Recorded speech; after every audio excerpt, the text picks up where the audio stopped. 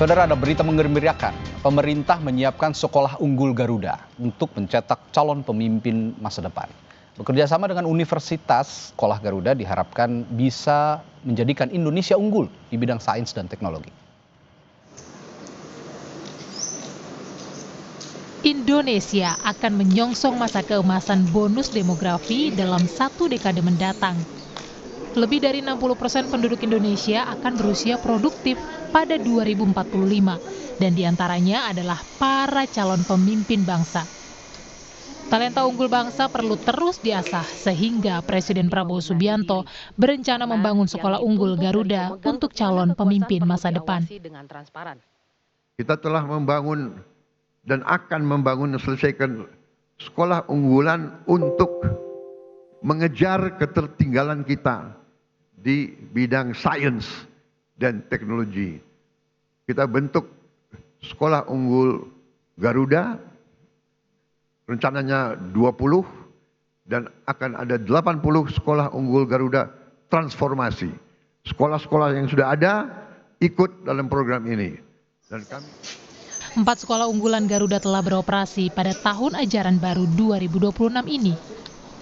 Salah satunya, Man Insan Cendekia di Ogan Komering Ilir, Sumatera Selatan yang menjadi sekolah unggulan transformasi. Sementara itu, sekolah Garuda lainnya tengah dalam tahap perencanaan pembangunan, seperti di Kabupaten Mempawah, Kalimantan Barat.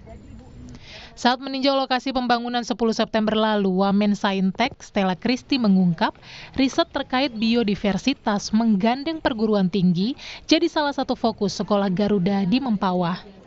Tetapi kita juga sudah mempunyai bayangan jika sekolah Garuda akan dibangun di sini, kita pasti akan menyatukannya, membuat satu karakteristik mengenai mangrove dan riset biodiversity mangrove termasuk carbon capture menjadi salah satu karakteristik utama dari sekolah Garuda tersebut dari bagian riset yang akan dilakukan oleh siswa-siswi. Program Sekolah Unggul Garuda akan mendidik siswa dari keluarga kurang mampu untuk mengasah talenta, terutama dalam bidang sains, teknologi, teknik, dan matematika atau STEM. Lulusannya diharapkan mampu menembus pendidikan tinggi di universitas unggulan dunia. Tim Liputan, Kompas TV. Dan kita bahas lebih dalam terkait sekolah Garuda ini bersama Wakil Menteri Pendidikan Tinggi, Sains dan Teknologi, Profesor Stella Christy. Halo Prof, apa kabar? Baik Mas Radi, terima kasih sudah diundang lagi ke sini. Juga hadir di studio Kompas TV. Ini saya excited nih ngomongin soal Garuda ini karena pertama saya dengar ini benar-benar datang dari hati kecilnya Pak Prabowo. Betul. Inisiasinya Pak Prabowo dan diejawantahkan melalui Prof. Stella saat ini.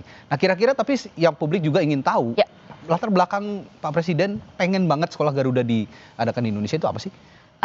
Pertama tadi kita sudah dengar Bapak Presiden melihat bahwa negara-negara yang sangat maju, pertumbuhan ekonominya terutama sekali itu harus terjadi atau hanya bisa terjadi lewat perkembangan sains dan teknologi. Hanya dengan sains dan teknologi lah kita bisa menjadi negara maju yang kuat dalam pertumbuhan ekonomi kita. Dan kunci pertumbuhan ekonomi berdasarkan sains dan teknologi ini hanya bisa terjadi oleh manusianya, oleh orang-orang yang sangat mumpuni di bidang sains dan teknologi. Lalu beliau melihat angka-angka nyata bahwa kalau kita melihat jumlah lulusan di bidang STEM di negara kita di Indonesia ini masih jauh di bawah lulusan-lulusan STEM dibanding negara lain kalau kita bandingkan dengan Tiongkok dan sebagainya. Dan yang paling penting sekali adalah Bapak Presiden melihat bahwa Indonesia ini punya banyak orang pintar. Orang pintar ini tersebar di seluruh pelosok Indonesia. Jadi talenta itu ada di mana-mana, Bapak Presiden melihat itu. Namun beliau menyadari bahwa peluang tidak ada secara otomatis dimanapun. Sehingga menciptakan peluang ini adalah kunci bagaimana kita bisa memajukan sains dan teknologi negara kita. Jadi bagaimana kita bisa memberikan peluang bagi mereka yang sangat berprestasi dimanapun mereka berada di Indonesia. Oke, jadi ini satu wadah gitu ya buat mereka yang, artinya ini pilihan ya, orang-orang pilihan yang akan masuk ke sekolah Garuda ya. Betul. Dan ini kesempatan mereka untuk membuktikan diri bahwa mereka ini adalah anak-anak terbaik bangsa. Nah, sejauh ini sudah ada berapa yang didirikan sekolah Garuda ini di seluruh Indonesia? Sekolah Garuda mempunyai 2 skema. Jadi satu skema adalah yang namanya Sekolah Garuda Transformasi, yaitu menggunakan SMA-SMA yang sudah sangat berprestasi, namun masih perlu dioptimalkan. Jadi ada pembinaan bagi SMA-SMA tersebut. Tahun ini sudah terpilih 12 dari Aceh sampai Papua. Ini sudah terpilih 12 sekolah. Tetapi juga ada skema yang kedua, yaitu kita melihat di daerah-daerah yang masih belum mempunyai bahkan SMA yang sangat berprestasi sehingga perlulah dibuat yang baru. Dan tadi di periode Bapak Presiden kita bisa melihat beliau sudah memberitahukan akan ada hanya 20 sampai 2029 sekolah Garuda yang akan dibangun di seluruh Indonesia. Tahun ini kita sudah memulai 4 dan itu akan selesai tahun ajaran 2026-2020 untuk menerima siswa 2026-2027. Dan penting sekali saya garis bawahi bahwa untuk sekolah Garuda baru ini kita sungguh-sungguh serius untuk memberikan akses bagi setiap orang sehingga tidak ada satupun sekolah Garuda baru yang akan dibangun di Pulau Jawa. Nggak ada di Jawa? Tidak ada satupun yang akan dibangun baru di Pulau Jawa. Yang transformasi ada yang di Jawa. Transformasi ada karena itu bekerja sama dengan SMA-SMA tadi. Betul, SMA yang sudah bagus. Yang baru tidak ada satupun yang dibangun di Jawa. Tujuannya tentu saja untuk pemerataan pengetahuan untuk pemerataan pendidikan kita, untuk tadi lagi bahwa Pak Presiden melihat kita punya Einstein dan Marie Curie di seluruh pelosok Indonesia, tetapi peluang ini harus diciptakan. Jadi kita harus menciptakan peluangnya sehingga kita akan 4 tahun ini yang sudah terpilih itu di Belitung Timur, Nusa Tenggara Timur, dan juga di Kaltara dan di Sultra. Saya tadi sudah singgung sebenarnya sedikit soal siapa yang bisa masuk ke sekolah Garuda ini. Bicara sasaran, siapa sih sebenarnya yang berhak untuk masuk ke sekolah Garuda, boleh masuk ke sekolah Garuda ini? Apakah program-program ini benar-benar khusus untuk anak-anak keluarga miskin atau sebenarnya siapapun yang berprestasi bisa masuk ke sini? Program sekolah Garuda bukan dikhususkan untuk anak miskin. Sekolah Garuda dikhususkan untuk, dalam kalimat kata-kata Bapak Prabowo langsung, the best and the brightest. Namun penting sekali bahwa kita mengetahui bahwa banyak the best and the brightest yang berasal dari keluarga miskin. Dan inilah yang sampai saat ini di Indonesia belum ada wadahnya. Belum ada peluang untuk the best and the brightest yang berasal dari keluarga miskin. Jadi tujuan kita di sekolah Garuda adalah untuk memberikan peluang bagi setiap the best and the brightest dari Indonesia untuk bisa mendapatkan pendidikan yang paling berkualitas. Dan kita sangat serius terhadap bahwa mereka yang berasal dari keluarga miskin pun bisa mendapatkannya. Bahkan di Perpres, rancangan Perpres Sekolah Garuda yang sudah hampir final, tinggal ditandatangani Bapak Presiden, ini ada ayat pasal 15 ayat 2 mengenai menggunakan asas ekonomi untuk bisa masuk sekolah Garuda. Ini berarti crème de la crème ya? Crème de la crème of Indonesia. Sekolah yang benar-benar untuk anak-anak terpilih. Nah, saya sebenarnya ingin menyinggung juga. Tadi saya sudah tahu sebenarnya tujuannya sekolah Garuda ini. Tapi mungkin publik juga masih ingin tahu lebih detail, Prof. Soal apa sih sebenarnya diferensiasi antara sekolah Garuda dengan sekolah rakyat yang juga jadi program prioritasnya pemerintah. Nah, saya akan tanyakan hal itu sesaat lagi. Prof, tetaplah bersama kami di Sapa Indonesia Malam. Kami akan segera kembali. Kembali di Sapa Indonesia Malam masih membahas soal sekolah Garuda. Tadi saya bertanya ke Prof Stella sebelum jeda bahwa saya sempat menyinggung juga tadi ada pertanyaan dari beberapa pihak begitu ya. Apa sih bedanya sebenarnya sekolah Garuda ini dengan sekolah reguler atau sekolah rakyat? Mungkin bisa dijelaskan sekalian juga soal sistem pembelajarannya. Bagaimana nanti, Prof, kira-kira?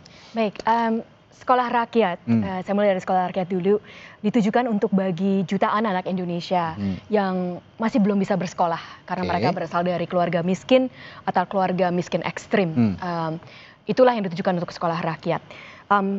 Sekolah rakyat ini dan sekolah Garuda melengkapinya. Saling melengkapi. Karena sekolah Garuda ini ditujukan untuk mereka yang sangat unggul, mereka yang sangat berprestasi, tetapi mungkin sampai saat ini belum mendapatkan kesempatan untuk bisa merealisasikan potensinya dengan seluasnya. Kalau saya pakai analogi, setiap orang harus bisa kesempatan untuk berolahraga. Namun kita juga harus memberikan kesempatan bagi mereka yang mempunyai talenta khusus di olahraga untuk menjadi atlet yang akan mendapatkan medali emas untuk di-training secara khusus.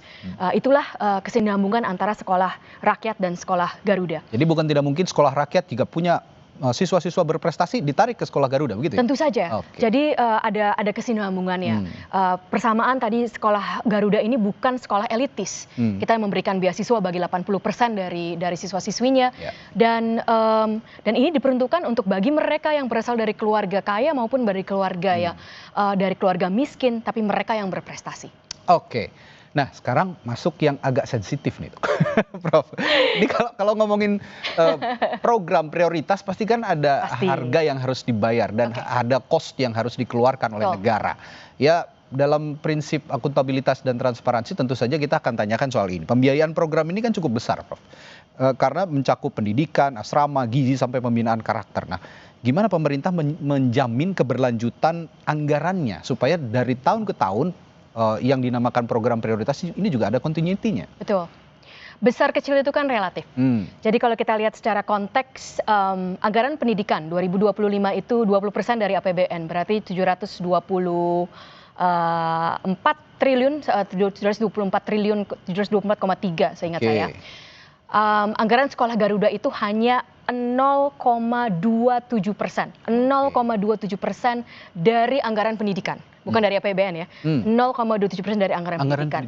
Jadi, tapi kita sangat sudah menghitung secara jeli bahwa dampak yang akan dihasilkan itu sangat besar dan itu akan berkelanjutan. Sehingga kalau kita melihat, kalau kita berbicara tentang angka, kita selalu berpikir tentu saja dari perekonomian adalah return of investment.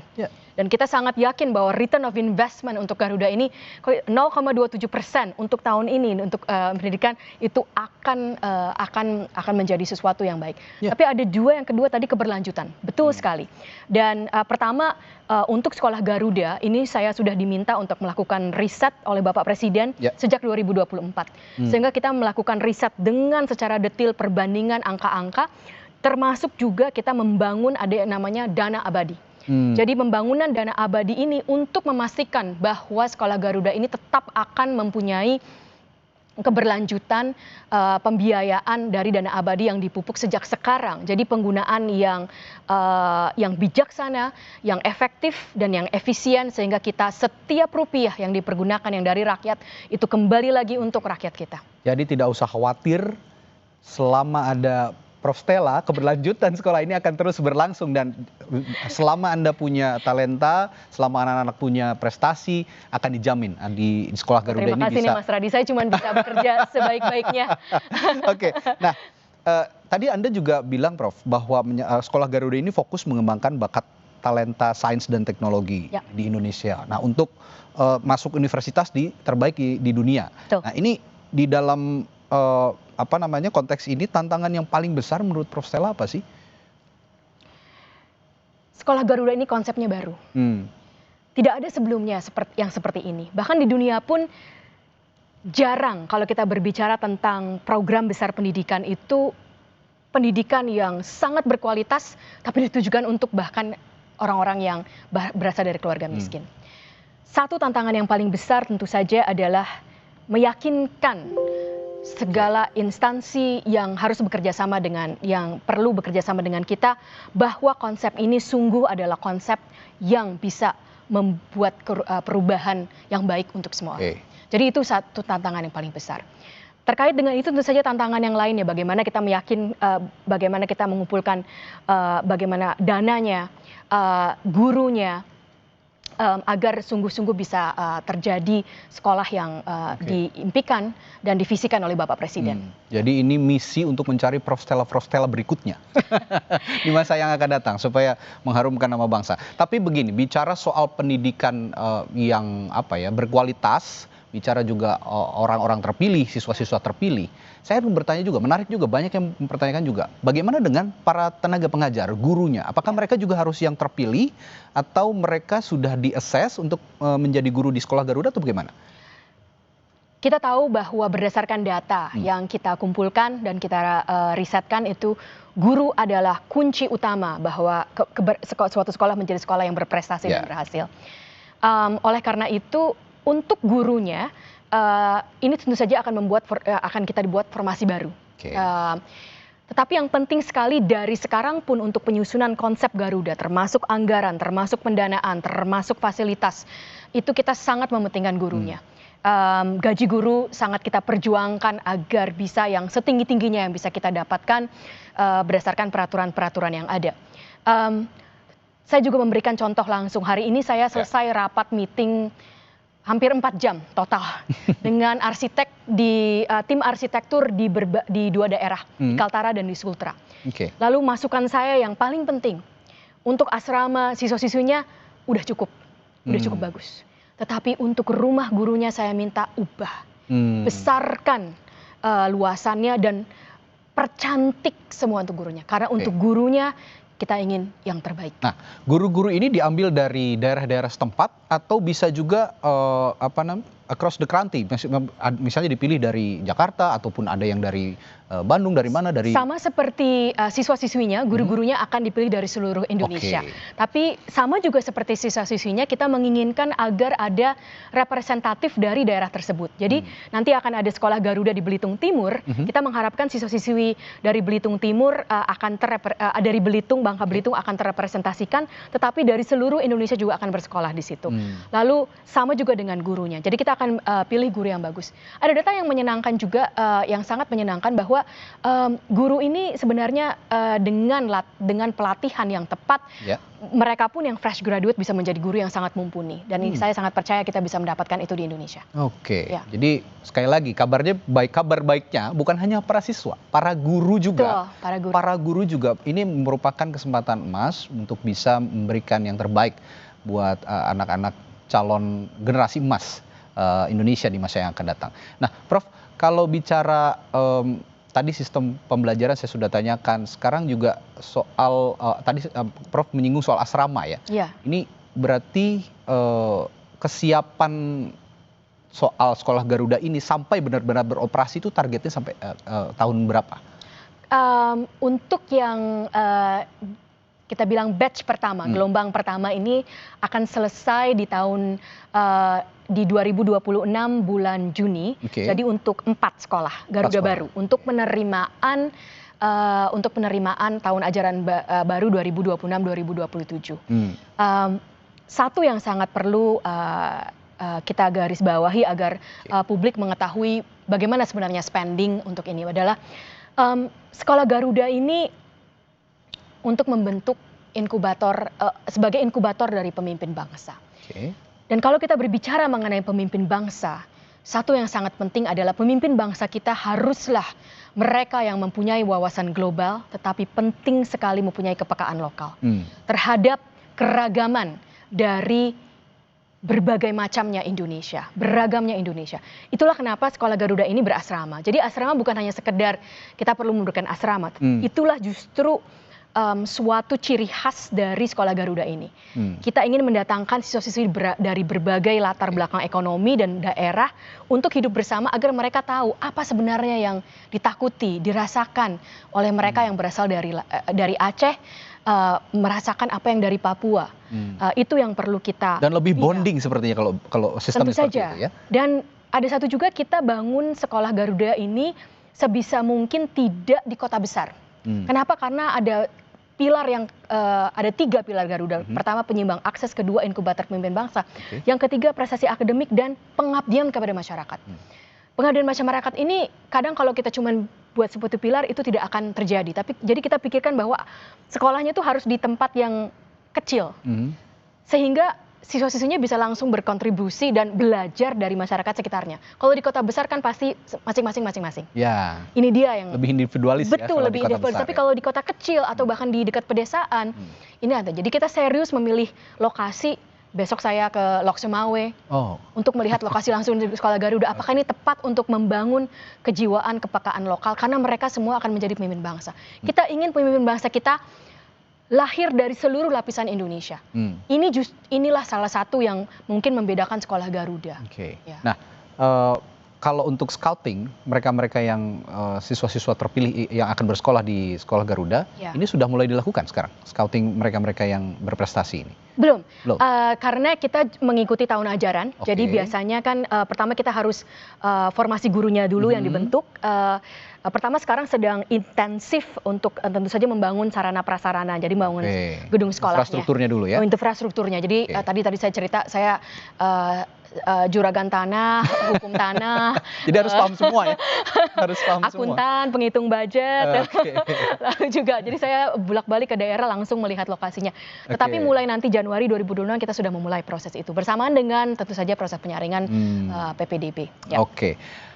Prof, dari informasi yang saya terima, ada lebih dari 3 juta anak yang tidak bersekolah sebenarnya di tahun 2024. Ya. Tentu saja ini harapannya bisa mengakomodir anak-anak yang tidak bersekolah itu tadi. Nah, kebanyakan mereka ini memang dari keluarga termiskin.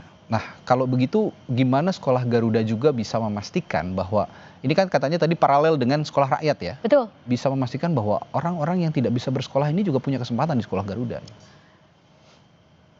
Yang pasti tadi seperti yang saya sempat, kita harus melihat secara realistis bagaimana memberikan kesempatan. Itulah kenapa Bapak Presiden membuat bukan saja dua ini ya, ada juga revitalisasi sekolah. Jadi dari bidang kesehatan pendidikan itu berkesinambungan. Tapi boleh saya bicara di yang dua ini. Untuk 3 juta anak yang belum bisa bersekolah, sekolah rakyat ini yang paling distrategiskan untuk bisa menampung mereka. Tetapi kemudian saya juga ingin bercerita bahwa di Sekolah Garuda kita ingin memberikan kesempatan yang sama bagi mereka yang berasal dari keluarga miskin. Sehingga ini poin yang sangat penting. Jika prestasinya sama, tapi yang satu berasal dari keluarga miskin, inilah yang akan diterima di Sekolah Garuda. Prestasinya mungkin berbeda sedikit, yang satu berasal dari keluarga miskin, kemungkinan besar dia yang akan diterima.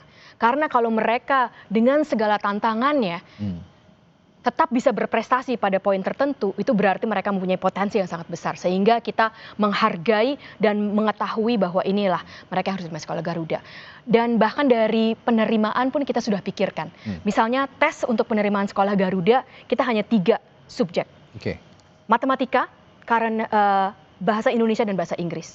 Kenapa hanya tidak IPA, tidak fisika? Karena kalau kita lihat fisika, biologi itu pasti tidak adil. Ada di daerah yang tidak punya bahkan guru fisika. Dan walaupun tidak sempurna, matematika adalah pelajaran yang dipelajari di seluruh daerah, juga bahasa Indonesia. Bahasa Inggris mungkin masih ada agak berbeda. Sehingga kita berikan bobot yang berbeda juga. Prof, ini kan tadi saya juga menyimak seperti yang Prof bilang bahwa ini akan menggandeng universitas-universitas juga ya. Betul. Nah, ini untuk memberikan pendampingan pada mereka dalam bidang riset begitu. Nah, ini kan juga disiapkan untuk menjadi siswa-siswa ini untuk menjadi mahasiswa-mahasiswa unggulan yang nantinya akan bersekolah juga di universitas unggulan di dunia begitu. Betul. Kira-kira mekanisme gimana pendampingan universitas ke Sekolah Garuda ini nantinya? Universitas adalah menjadi bagian yang tidak terlepaskan dari seluruh ekosistem Sekolah Garuda. Bukan saja tadi yang Mas Radi bilang, tapi pertama dari sekarang pun waktu kita memilih lahan dan itu mereka sudah terlibat? Sudah terlibat. Tadi saya bilang tim arsitek itu semuanya dari universitas. Tapi untuk melihat lahan kita juga melibatkan. Dan setiap kali saya melihat lahan Sekolah Garuda, saya juga berkunjung ke universitas tempat untuk apa? Untuk belajar apa saja yang merupakan karakteristik dari situ. Itu yang pertama. Yang kedua tentu saja pada waktu nanti pembelajarannya kita ingin dosen-dosennya ini menjadi pembimbing dari Sekolah Garuda. Tapi yang ketiga, kita juga kita juga merancangkan multiplier effect. Apa multiplier effect-nya? Siswa dari Sekolah Garuda ini waktu mereka di SMA akan bersama dengan para dosen-dosen dari universitas tempat untuk melakukan riset. Jadi mereka saling mengenal. Nah, kita harapkan siswa-siswa ini adalah mereka yang sangat berprestasi dan sebagian dari mereka mungkin akan ke perguruan tinggi di luar negeri yang paling baik sekali. Kita berharap mereka akan ke Harvard, MIT, Tsinghua University, Oxford. Dan waktu mereka di situ, mereka akan tetap melakukan riset dan tetap ada hubungan dengan universitas lokal. Dan kita harapkan universitas lokal ini juga menjadi terbawa dengan universitas di mana siswa-siswa itu berada. Jadi di situ ininya ya. Kita punya multiplier effect. Itu linknya di situ. Nanti bisa langsung diserap oleh universitas Ivy League yang ada di dunia gitu ya. Nah ini pertanyaan terakhir saya buat Prof Stella. Kalau bicara soal riset, ataupun sains. Ya. Sains itu kan sebenarnya bukan hanya teknologi saja. Sains itu di bidang sosial juga ada, budaya juga ada seperti Tentu saja. Nah, bagaimana membumikan bahasa riset ini juga kepada masyarakat supaya sains ini juga lebih dikenal oleh masyarakat, tidak hanya mindsetnya sains itu kan buat teknologi, nggak juga kan sebenarnya. Nah, bagaimana membumikan itu kepada masyarakat supaya masyarakat juga punya minat nih untuk masuk ke sekolah Garuda? Riset atau sains adalah pertanyaan Oke. yang dijawab dengan metode yang sistematis. Dan pertanyaan itu terjadi di seluruh kehidupan kita. Oke. Misalnya Mas Radi punya pertanyaan, jam berapa sih paling bagus untuk kasih Sapa Indonesia Malam? Oke. Apakah benar dari jam 6.45? Atau kan mungkin jam 7.15 lebih baik? Punya pertanyaan itu bisa diriset. Diriset. Oh, muncul awalnya dari pertanyaan. Dan jawaban itulah yang akan membuat Sapa Indonesia lebih berhasil. Jadi riset dan sains itu adalah empiri. Sains itu dari kata Greek empiri, observasi yang metodis, yang sistematis. Jadi apapun yang kita tanyakan dan kita ingin mendapatkan jawaban yang terbaik. Program apa yang paling baik? Bagaimana kita bisa Develop, bisa membuat semuanya? Ya. Itu kita bisa lakukan lewat riset. Oke, nah itu kata kuncinya bahwa riset itu tidak membosankan karena riset itu sangat menyenangkan. Sains itu sangat menyenangkan. Jadi untuk Anda yang punya minat terhadap riset dan sains dan teknologi, jangan ragu ya untuk Sebenarnya saya punya bilang kalau menyenangkan beda-beda buat orang ya. Tapi saya mau bilang, Mas Radi, riset itu cuan. Oh, riset ini itu yang mendatangkan penting. uang. Ini yang penting, riset itu cuan. Tadi kan kalau misalnya Sapa Malam pemirsanya naik ternyata 645 mendatangkan uang kan? Betul, Ya, betul. Oke, kalau gitu sukses terus untuk Prof Stella, semangat Sama-sama, terus Mas untuk Radi. mengembangkan sekolah Garuda. Besok Terima katanya mau ke Luxmawe ya? Iya, besok Semangat. pagi-pagi ke Lok semua. Baik, sampai jumpa lagi Prof Stella. Terima Terima kasih sudah kasih. hadir berkesempatan di Sapa Indonesia Malam.